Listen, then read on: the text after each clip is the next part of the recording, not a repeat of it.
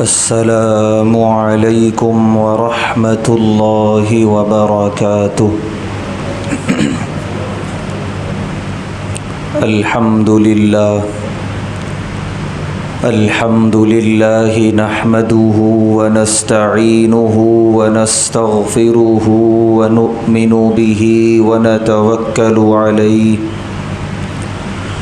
ونعوذ باللہ من شرور انفسنا ومن سیئات اعمالنا من يهده الله فلا مضل له ومن يضلله فلا هادي له ونشهد أن لا إله إلا الله وحده لا شريك له ونشهد أن سيدنا ونبينا وحبيبنا ومولانا محمدا عبده ورسوله أما بعد قال الله تبارك وتعالى في القرآن الكريم أعوذ بالله من الشيطان الرجيم بسم الله الرحمن الرحيم ومن شر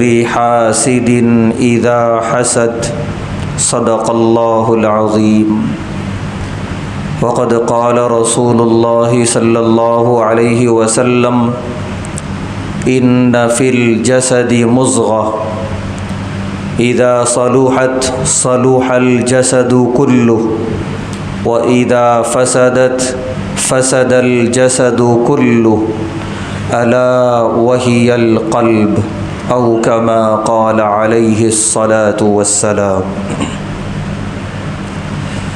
ہر طرح کی تعریف اور حمد و ثنا اللہ بزرگ و برتر کے لائق ہے، جس کا کوئی شریک نہیں، جس کا کوئی ساجی اور ہمسر نہیں، جو ہمیشہ سے ہے اور ہمیشہ رہے گا۔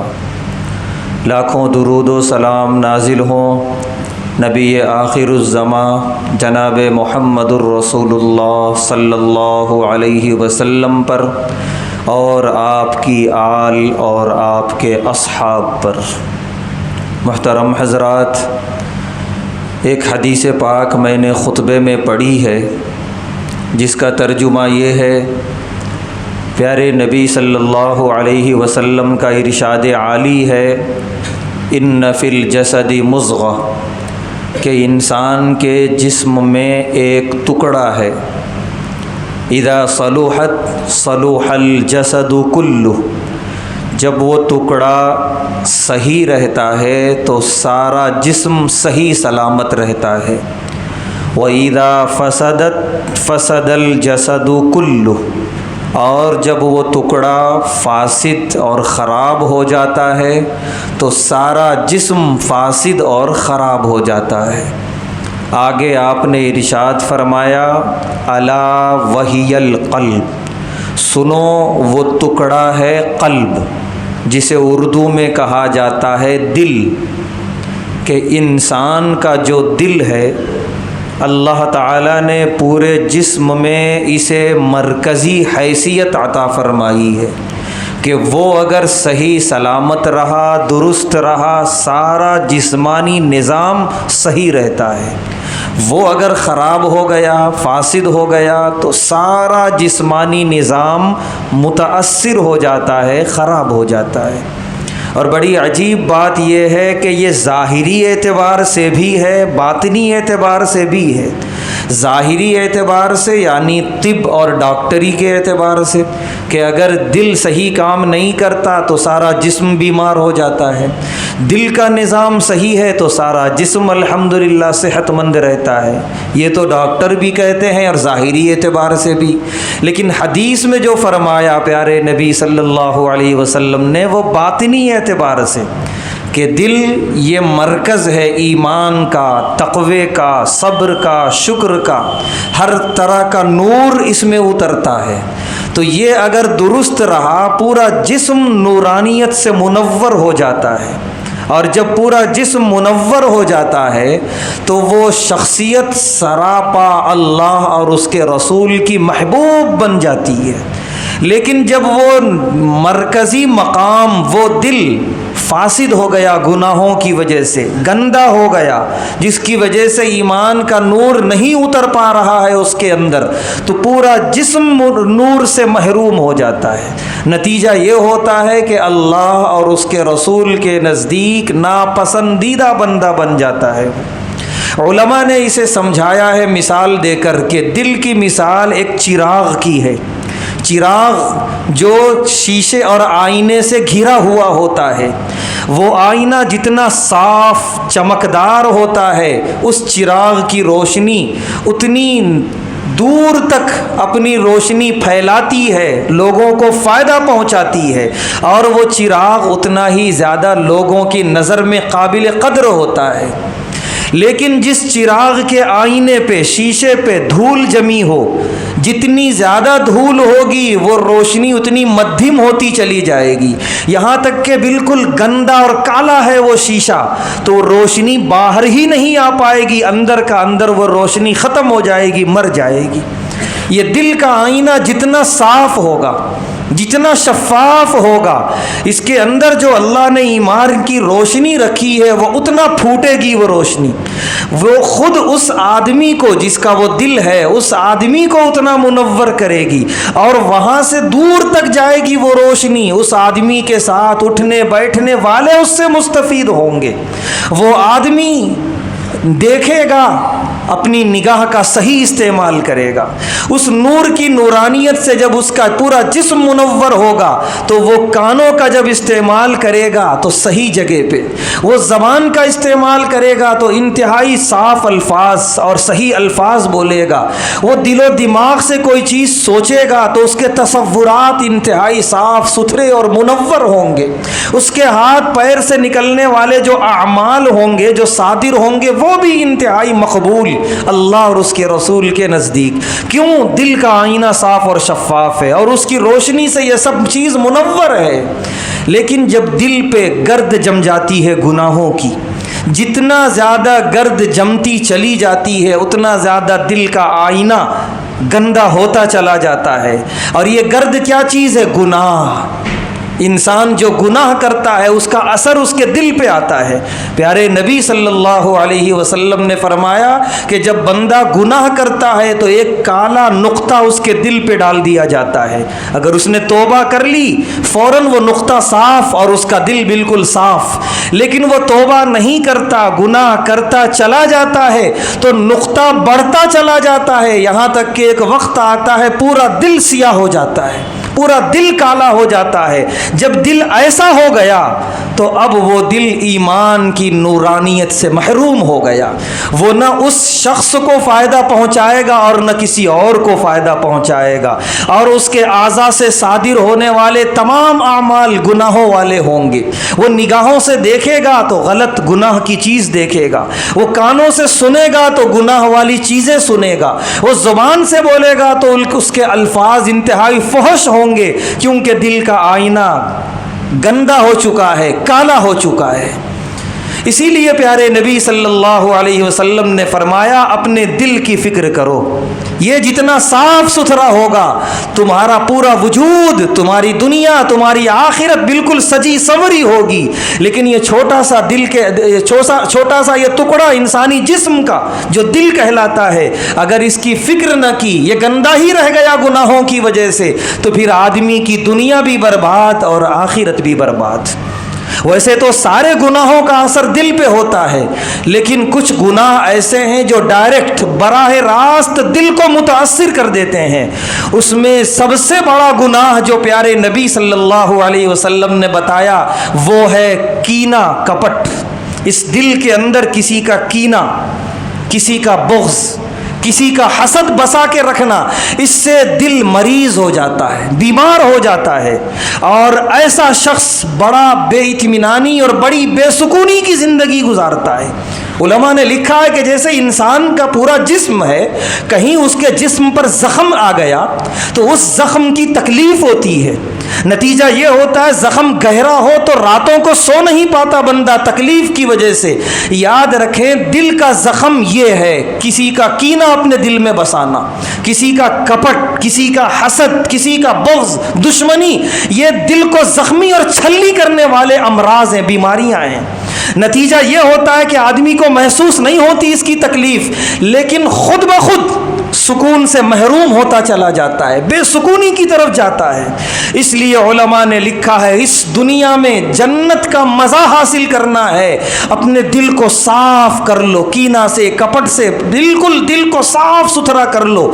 جتنی میٹھی نیند آئے گی ڈاکٹروں کی دواؤں سے ویسی نیند نہیں آئے گی، کسی اور چیز سے ویسی نیند حاصل نہیں کر پاؤ گے۔ جو دوا، جو علاج پیارے نبی صلی اللہ علیہ وسلم نے بتایا وہ یہ ہے کہ دل کو صاف ستھرا کر لو۔ لیکن ہوتا یہ ہے کہ ہمارے دل میں کینہ ہے، ہمارے دل میں کسی کا حسد ہے، تو دن بھر ہم مصروف رہے تو وہ یاد نہیں آتا، لیکن عین سونے کے وقت اب شیطان یاد دلاتا ہے کہ دیکھ تیرا فلاں بھائی کتنی ترقی کر رہا ہے، دیکھ تیرا دشمن تیرے بارے میں کیا کیا کر رہا ہے، کیا کیا سوچ رہا ہے۔ طرح طرح کی غلط فہمیاں، طرح طرح کے کینہ، وہ پورا زخم تازہ کرتا ہے۔ نتیجہ یہ ہوتا ہے کہ راتوں کی نیند اڑ جاتی ہے، ایک بے سکونی والی زندگی گزارتا ہے۔ تو زندگی کو جہنم بنانا ہے آسان طریقہ، دلوں میں خوب کینہ بسا لیں، خوب دوسروں کے حسد کو، دشمنیوں کو دل میں جگہ دے دیں، یہ دنیا اپنے آپ جہنم بنتی جائے گی ہمارے لیے۔ اور اس دنیا کو، اس زندگی کو جنت بنانا ہے، پرسکون بنانا ہے، اس دل کی دنیا کو صاف اور ستھرا کر لیں، بالکل اس سے بہتر کچھ نہیں ہے۔ پیارے نبی صلی اللہ علیہ وسلم کی مشہور حدیث مبارکہ ہے کہ فرماتے ہیں کہ آپ ایک مرتبہ تشریف فرما تھے اور آپ نے صحابہ سے فرمایا ابھی ایک شخص آئے گا جو جنتی ہے۔ کوئی معمولی بات نہیں، صحابہ کے لیے اس سے بڑی اور کوئی خوشخبری نہیں ہو سکتی تھی۔ صحابہ نے دیکھا، کچھ دیر کے بعد ایک صحابی آئے جن کا نام ہے حضرت سعد رضی اللہ تعالیٰ عنہ۔ وضو کیا ہے انہوں نے، وضو کے پانی کے قطرات ان کے داڑھی کے بالوں سے ٹپک رہے ہیں۔ انہوں نے آ کر 2 رکعت نفل نماز پڑھی اور پیارے نبی صلی اللہ علیہ وسلم کی مجلس میں بیٹھ گئے۔ دوسرے دن بھی اسی طرح ہوا، ان کی آمد سے پہلے پیارے نبی صلی اللہ علیہ وسلم نے فرمایا ابھی کچھ دیر میں ایک شخص آئے گا جو جنتی ہے۔ صحابہ کی نگاہیں پھر پیچھے کی طرف، کون آ رہا ہے؟ وہی شخص آیا جو کل آیا تھا۔ تیسرے دن بھی اسی طرح پیارے نبی صلی اللہ علیہ وسلم نے خوشخبری سنائی۔ تیسرے دن کی مجلس ختم ہونے کے بعد ایک صحابی ان کے ساتھ گئے اور انہوں نے کہا میں آپ کے گھر مہمان بننا چاہتا ہوں۔ یہ چلتا تھا عرب میں، لوگ ایک دوسرے کے مہمان بنتے تھے کم سے کم 3 دن۔ چنانچہ یہ صحابی حضرت سعد رضی اللہ تعالیٰ عنہ کے گھر 3 دن مہمان بنے، ان کی صبح، ان کی شام، سب کچھ دیکھا۔ تیسرا دن جب ختم ہو گیا، جب رخصت ہونے کا وقت آیا تو انہوں نے عرض کیا کہ اصل میں آپ کے یہاں مجھے مہمان بننے کا مقصد یہ تھا کہ 3 دن مسلسل میں نے پیارے نبی صلی اللہ علیہ وسلم کی زبان مبارک سے آپ کے جنتی ہونے کی خوشخبری سنی، تو میں دیکھنا چاہتا تھا آپ کرتے کیا ہیں، لیکن میں نے دیکھا آپ وہ تمام اعمال کر رہے ہیں جو ہم صحابہ بھی کرتے ہیں۔ ہم بھی تہجد پڑھتے ہیں، آپ بھی تہجد پڑھ رہے تھے، ہم بھی نمازیں فرض، سنن اور نوافل پڑھتے ہیں تو آپ نے بھی وہ پڑھی، ہمارا بھی جو معاملات ہے آپ کے بھی معاملات ویسے ہی ہیں، الگ سے کوئی چیز مجھے نظر نہیں آئی۔ تو وہ صحابی کہنے لگے کہ میں جب رات میں سوتا ہوں تو سونے سے پہلے اپنے دل کو تمام طرح کے غل یعنی کینہ سے، کپٹ سے بالکل صاف کر کے سوتا ہوں، تاکہ رات میں میری موت آئے، اللہ کے دربار میں جب مجھے پیش کیا جائے تو میرا دل بالکل صاف ستھرا رہے، چمکدار آئینے کی طرح۔ وہ صحابی کہنے لگے بس میں سمجھ گیا، یہی وجہ ہے کہ پیارے نبی صلی اللہ علیہ وسلم نے 3 دن تمہارے بارے میں جنتی ہونے کی خوشخبری مرحمت فرمائی۔ اندازہ لگائیے، کوئی بڑی محنت کا کام نہیں ہے، رات بھر انہوں نے عبادت نہیں کی، دن بھر انہوں نے روزہ رکھ کے اپنے آپ کو تھکایا نہیں، یہ اعمال کرتے تھے، لیکن وجہ یہ اعمال نہیں بنی۔ وجہ کیا؟ بہت چھوٹا سا عمل ہے، بس کرنے کے لیے اندر سے ہمت چاہیے۔ سونے سے پہلے دل کو صاف کر دیں۔ آ بھی رہا، ابلیس یاد بھی دلا رہا کہ فلاں کو بھی معاف کر دو گے، فلاں تمہارے بارے میں یہ سازش کرتا ہے، فلاں کو بھی تم دل سے نکال دو گے، وہ تو تمہارا اتنا بڑا دشمن ہے، سب یاد دلائے گا شیطان۔ لیکن ہمیں شیطان کو شکست دینا ہے، سب کو نکال دینا ہے دل سے، اور بالکل صاف و شفاف دل رکھنا ہے، اور صبح جب ہماری ہو تو بالکل ہمارا دل صاف ستھرا ہو۔ سورہ حشر میں اللہ نے دعا سکھائی کہ جب تم دعا مانگو تو یہ بھی دعا مانگو، وَلَا تَجْعَلْ فِي قُلُوبِنَا غِلًّا لِّلَّذِينَ آمَنُوا، اے پروردگار ہمارے دل میں کسی کا کینہ نہ پیدا ہو، ہمارا دل ایسا بنا دیجئے۔ رَبَّنَا إِنَّكَ رَؤُوفٌ الرحیم، اے پروردگار آپ بڑے مہربان اور بڑے رحم کرنے والے ہیں۔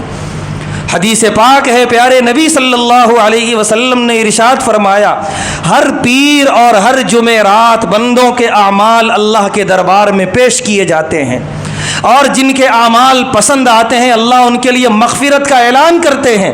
اور حدیث میں یہ ہے کہ اللہ کی مغفرت کا اعلان کچھ یوں ہوتا ہے، اے فرشتوں یہ تمام کو میں معاف کر رہا ہوں، تم گواہ رہنا، لیکن ان میں جس کے دل میں کینہ ہے میری معافی اس کے لیے نہیں ہے۔ ہر پیر اور جمعرات اللہ کی طرف سے مغفرت کا اعلان ہوتا ہے، لیکن جس کے دل میں کینہ ہے اللہ مغفرت کو روک دیتے ہیں اور فرشتوں سے کہتے ہیں کہ اسے چھوڑ دو، اس کے لیے ابھی مغفرت کا اعلان نہیں ہے، اب اس کا حساب آخرت میں ہوگا۔ اب آخرت میں کیسا حساب ہوگا وہ تو اللہ بہتر جانتے ہیں۔ کیا بہتر ہو کہ ہر پیر و جمعرات جب اللہ کی طرف سے مغفرت کا اعلان ہو تو ان میں ہم گنہگاروں کا بھی نام ہو، اور اس کے لیے کرنا کیا ہے؟ اپنے دل کو صاف ستھرا رکھنا ہے کینہ سے، حسد سے۔ تو لہذا اس بات کی ہمیں پوری کوشش ہونی چاہیے، اپنے دل کو بالکل صاف ستھرا رکھیں۔ ایک شب آنے والی ہے، لیلۃ النصف من شعبان، کہ شعبان کا جب نصف حصہ ہوتا ہے، 15ویں شب جس کو شب برات کہتے ہیں اردو میں، اس رات کے بارے میں بھی احادیث ہیں، جس میں ایک حدیث حضرت ابو موسیٰ اشعری رضی اللہ تعالیٰ عنہ سے مروی ہے۔ فرماتے ہیں پیارے نبی صلی اللہ علیہ وسلم نے ارشاد فرمایا کہ اس رات اللہ تمام معافی چاہنے والوں کو معاف فرما دیتے ہیں، لیکن چند گنہگار ایسے ہیں جن کے لیے معافی نہیں ہے اس رات۔ اس میں پہلا گنہگار کینہ رکھنے والا اپنے دل میں۔ پیارے نبی صلی اللہ علیہ وسلم نے ارشاد فرمایا، سنن بیہقی کی روایت ہے کہ جس کے دل میں کینہ ہے، حسد ہے، اس شب برات میں بھی اگر وہ اللہ سے مانگ رہا ہے تو اللہ قبول کرنے تیار نہیں ہے۔ شرط یہ ہے کہ پہلے اپنے دل کو صاف کر کے آ جائے۔ ہر پیر و جمعرات بھی معافی نہیں ہے، شب برات کی رات بھی معافی نہیں ہے۔ اسی طرح حدیث میں ہے کہ کوئی شخص اپنے گھر سے نکل کے طویل سفر کر کے وہ مکۃ المکرمہ پہنچتا ہے، کعبۃ اللہ کا پردہ پکڑ کے رو رو کے دعائیں کرتا ہے۔ ہر ایسے رونے والوں کے لیے اللہ کی طرف سے معافی اور مغفرت کا اعلان ہے، سوائے اس کے لیے جس کے دل میں کینہ ہے۔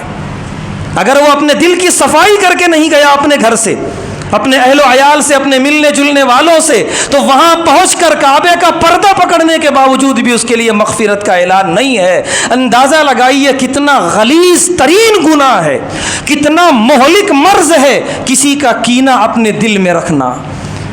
آج الحمدللہ نمازوں کی کمی نہیں ہے، نماز پڑھتے ہیں پڑھنے والے، تلاوتیں بھی ہوتی ہیں، ذکر و اذکار بھی ہوتا ہے، وقت پڑتا ہے تو اللہ کی راہ میں اچھا خاصا خیرات بھی کر دیتے ہیں الحمدللہ۔ یہ سارے اعمال بہت اچھے ہیں، لیکن اس کے بعد اگر دل میں کینہ رہ گیا تو پھر بہت بڑی رکاوٹ بن جائے گی ان تمام اعمال کے قبول ہونے میں۔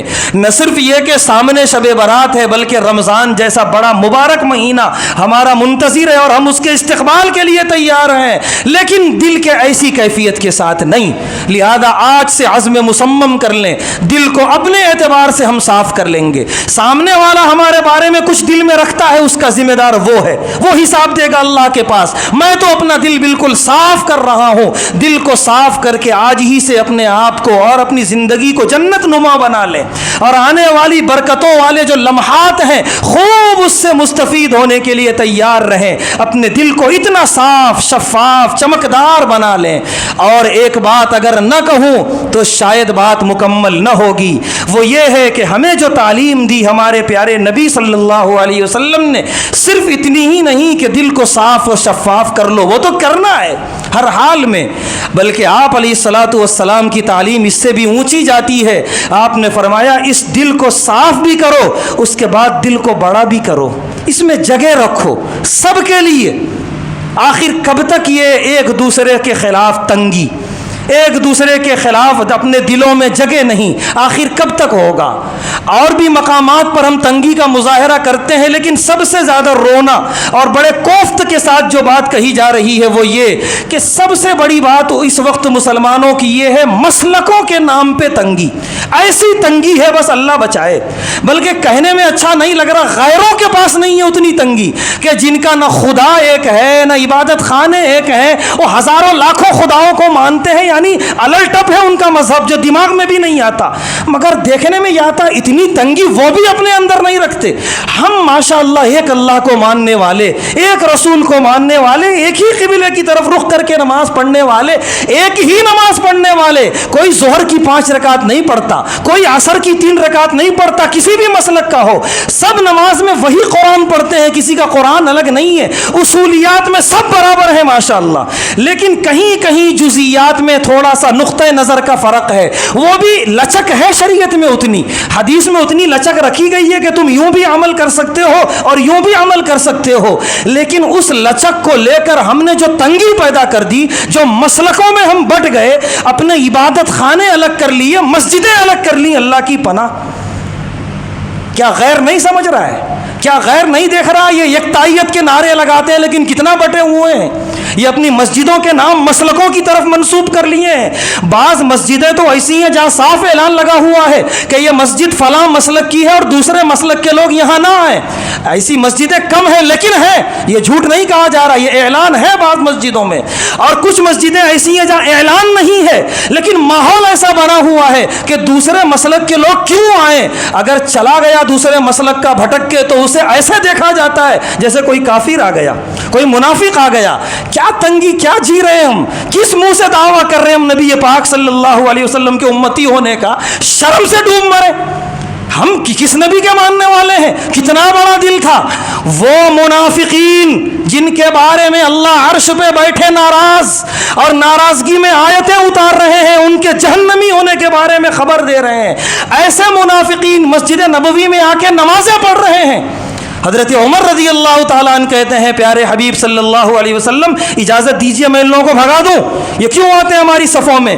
پیارے نبی صلی اللہ علیہ وسلم نے فرمایا نہیں، میں بھگانے کے لیے نہیں آیا ہوں، میں لوگوں کو قریب کرنے کے لیے آیا ہوں۔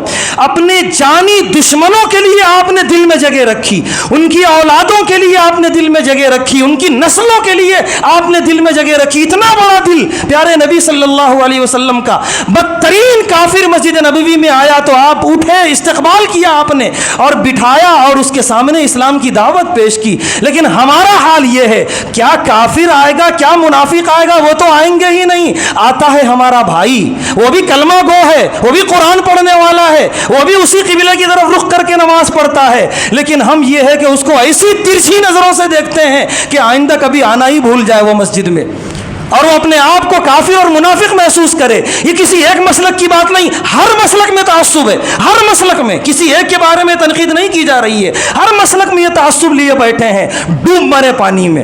ایسی تنگی اگر ہے کیا فائدہ جینے کا؟ اس سے زیادہ وسعت جانور رکھتے ہیں اپنے دلوں میں، لیکن ہم اتنی تنگی رکھ کے جیے جا رہے ہیں، ایک دوسرے کے خلاف فتوے، ایک دوسرے کو منافق اور کافر، ایک دوسرے کے بارے میں یہ اور وہ باتیں، نتیجہ یہ ہو گیا کہ مسجدیں الگ ہو گئیں، مدرسے الگ ہو گئے، تنظیمیں جماعتیں الگ ہو گئیں، سب الگ ہو گیا، اور پھر نعرہ لگا رہے ہیں ہم ایک خدا اور ایک نبی کے ماننے والے۔ نہ خدا نے ایسا حکم دیا، نہ نبی کی یہ تعلیمات تھیں جو ہم بٹے ہوئے ہیں۔ آخر کب تک رہے گا ایسا؟ اگر دل میں دوسرے کو برداشت کرنے کی تو طاقت اور قوت نہیں ہے تو مت کہیں اپنے آپ کو ہم امت محمدیہ کے فرد ہیں. ہم کو ہمارے نبی نے ایسی تنگی تعلیم نہیں دی تھی. آپ کے دل میں جو جگہ تھی سمندر تھا آپ کا دل ماشاءاللہ. جانی دشمنوں کو آپ اپنے دل میں عزیز رکھتے تھے. اور ایک ہم ہیں, بہت ضرورت اس بات کی ہے اس دل کو صاف ستھرا بھی رکھیں اور اس دل کو ذرا بڑا بھی رکھیں. ہر ایک کو برداشت کر کے, ہر ایک کو اپنا بنا کے, ہر ایک کو ساتھ لے کے چلیں. برا کہے تو بھی اپنا ہے, تنقید کرے تو بھی اپنا ہے, نہ مانے تو بھی اپنا ہے, کیونکہ وہ بھی اسی اللہ اور رسول کو مانتا ہے اور ہم بھی اسی اللہ اور رسول کو مانتے ہیں. اللہ تبارک و تعالیٰ سے دعا ہے اللہ تبارک و تعالیٰ ہم تمام کو صاف دلی اور کشادہ دلی کے ساتھ زندگی گزارنے کی توفیق عطا فرمائے. دل کی تنگی سے اور تعصب سے ہم سب کی حفاظت فرمائے. کینہ کپٹ اور بغض سے ہمارے دلوں کو صاف فرمائے. وآخر دعوانا الحمد للہ رب العالمین.